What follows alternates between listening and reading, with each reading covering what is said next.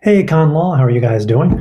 The other day I heard from a friend of mine. He had been dating this cross-eyed girl, but unfortunately he just found out she was seeing someone on the side. Joke of the day.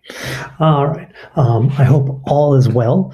It was interesting reading your do nows on the school policy regarding the newspaper. That almost all of you were like, "Yeah, censorship's okay." That was rather interesting. I thought I'd have a little bit more disparity of opinion there. Though some of you were very interestingly looked at some of that policy where it talks about things that could be upsetting to students or inappropriate for students. That's really vague. And that kind of lends into the stuff that you saw in the Hazelwood decision, right? Where it was conversations about divorce and pregnancy, right? And so, would those things be allowed to be printed in our school newspaper or not based on that policy? I don't know. It's a good conversation. A lot of you, though, were like zoning in also on the idea of that our school newspaper should actually get involved with politics.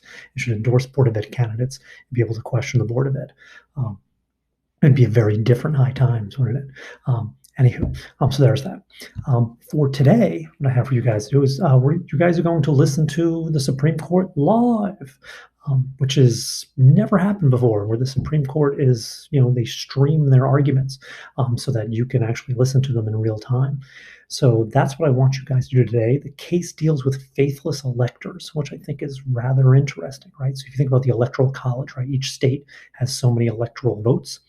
And normally, the way the state votes in the popular election, so if New Jersey, right, if everyone in New Jersey votes for Donald Trump and wants Donald Trump to get reelected in 2020, right, so the Republicans win the state of New Jersey, right, all of New Jersey's electoral votes should then go to Donald Trump, right? Usually how that works. But what we've seen in the past is this idea of something called a faithless elector, in which an elector then votes against the way their state voted. And some states have laws that make that illegal.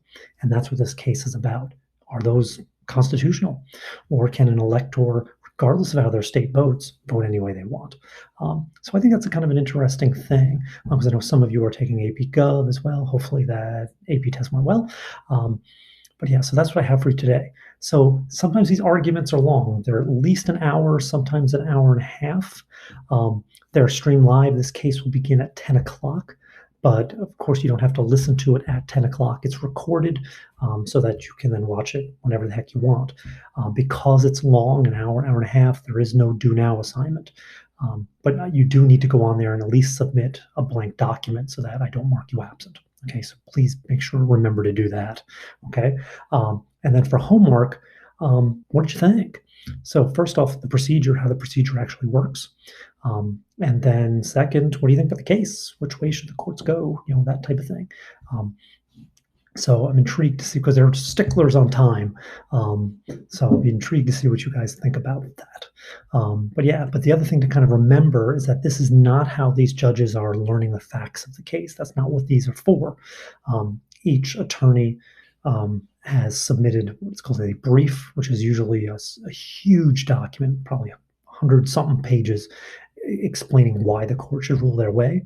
And then you have other organizations that also support super long briefs because they have some skin in the game, that type of thing.